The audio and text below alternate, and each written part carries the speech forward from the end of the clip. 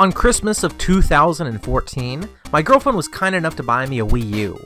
While I had assumed it would just end up being a Mario machine, that attitude quickly changed when I discovered one of the most addicting games of 2015, Hyrule Warriors. I've heard from a lot of YouTubers, especially ones who are big fans of Zelda, that they either never played the original Dynasty Warriors series which this game came from, or they played only one a long time ago, and then they just lost interest. I have never played a Dynasty Warriors game. Let me be clear, I've never played a Dynasty Warriors game. I adored Dynasty Warriors growing up. After Dynasty Warriors 4 Extreme Legends, I stepped away from the series. I haven't really played a Dynasty Warriors game since number 5. I accept the position of Grand Commander. I suppose I'm what you would call a Dynasty Warriors apologist. I never personally got tired of the series, and its malleable gameplay, which has made its various different spin-offs such as Samurai, Gundam, Fist of the North Star, One Piece, all of them have just made the series more approachable for different people who don't really care so much about the ancient Chinese settings of the original. Of all the spin-offs, it was Hyrule Warrior that seemed the most bizarre. And while I don't consider it to be better than the original Dynasty Warriors games, it's definitely one of the finest products to come out of the franchise.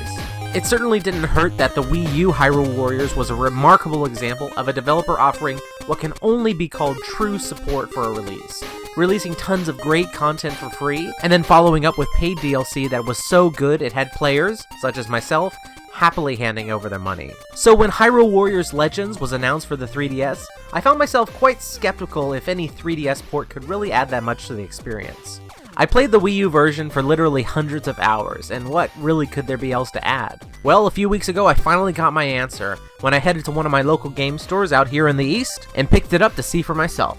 Since you're watching this review of a 3DS port of a Wii U game, I assume that you want to know how the game plays on the 3DS compared to the Wii U, or maybe you want to find out a bit more about the extra content that was added for this version, or perhaps you just want to know if you should buy this game, period. Well, allow me to answer all those questions for you. Right off the bat, I'm happy to say that this game plays exactly the same as the Wii U version. Battles run at 60 FPS, all the characters feel the same, and the controls are nearly identical, besides the lock-on button now being moved to the directional pad up. Amazingly, this version also contains all of the original and DLC characters and costumes from the Wii U game, including every single one of the adventure mode maps as well. It's actually quite remarkable that they were able to keep all of the same gameplay and content, making it the second successful 3DS port job of a Wii U game after Smash 4. However, unlike that game, Hyrule Warriors Legends has actually surpassed the original version. Let me tell you why. Had Tecmo Koei simply done a port of the game with all of the DLC intact, that probably would have been enough for me.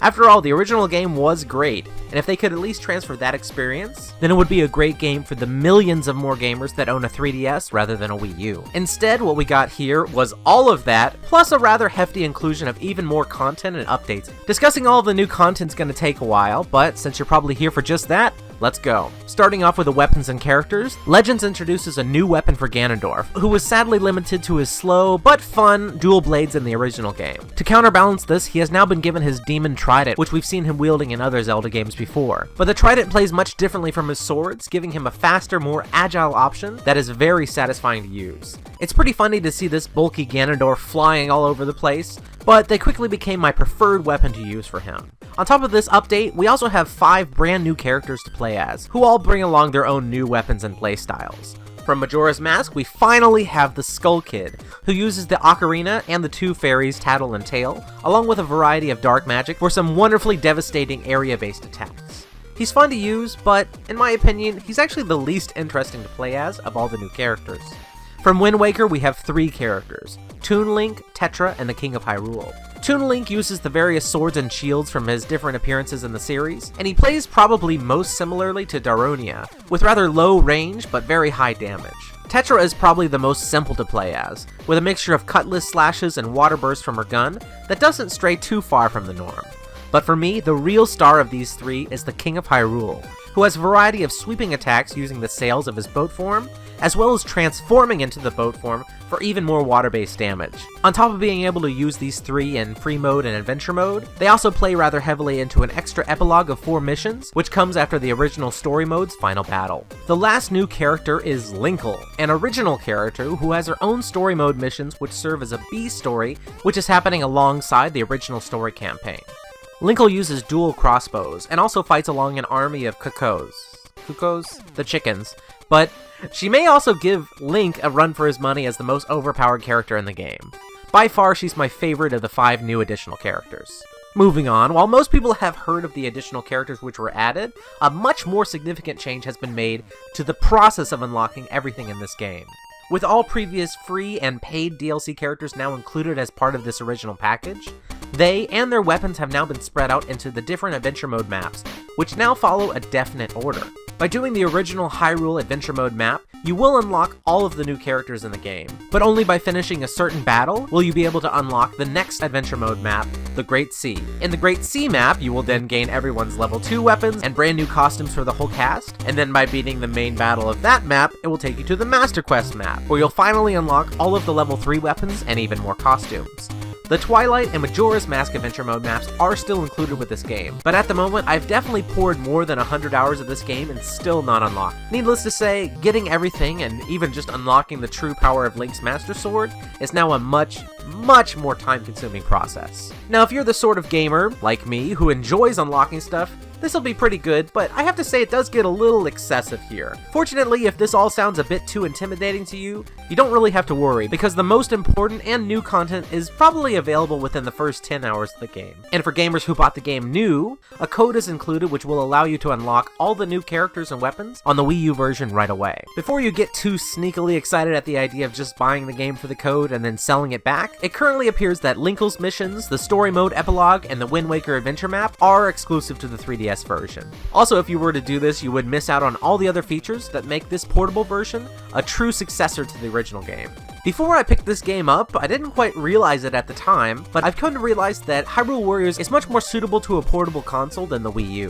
While the Wii U version is beautiful, veterans of that game will know that the real meat of their time goes into the adventure mode, which fits perfectly with the ability to just pick up your 3DS and knock out a few missions while you have some downtime.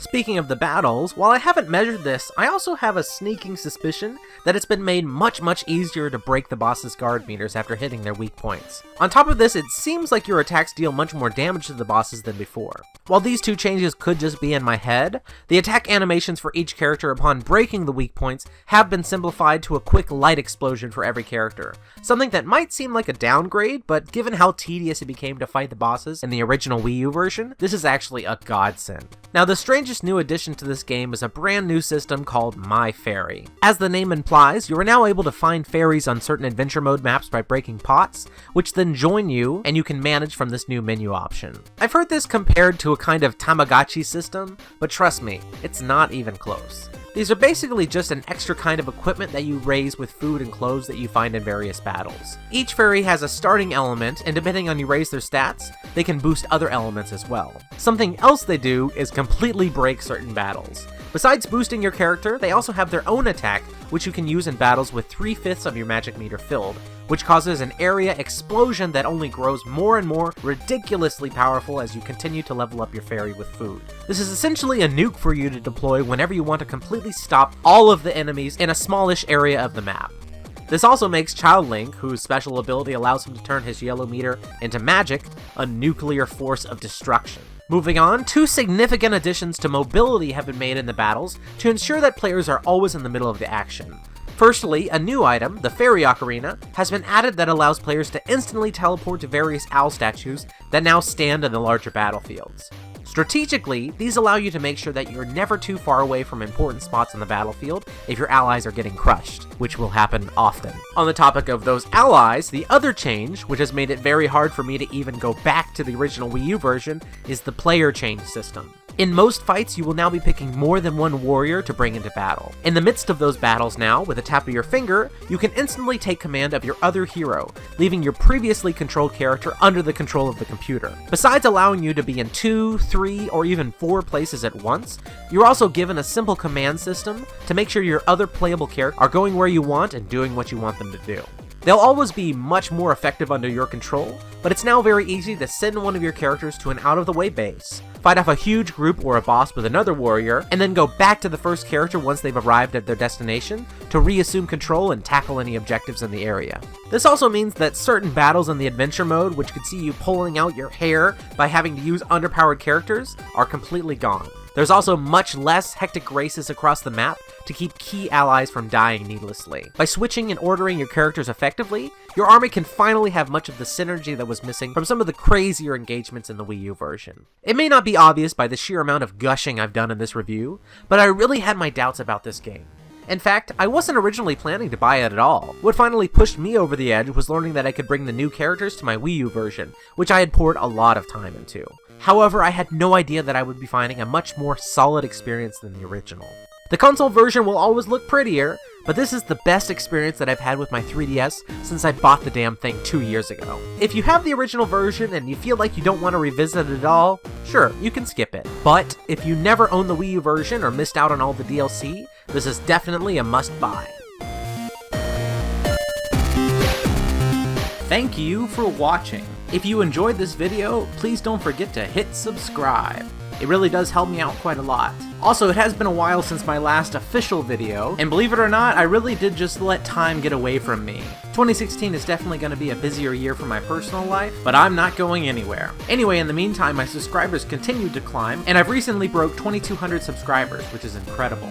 I've also gained the ability to live stream, and you can check out my first stream by clicking the top left video up top. Definitely skip to around the 30-minute mark, which is where I started to use my mic and chat with the audience. Anyway, if you're still here for some reason listening to me ramble on, I just want to say thank you so much for watching, and I'll see you next time.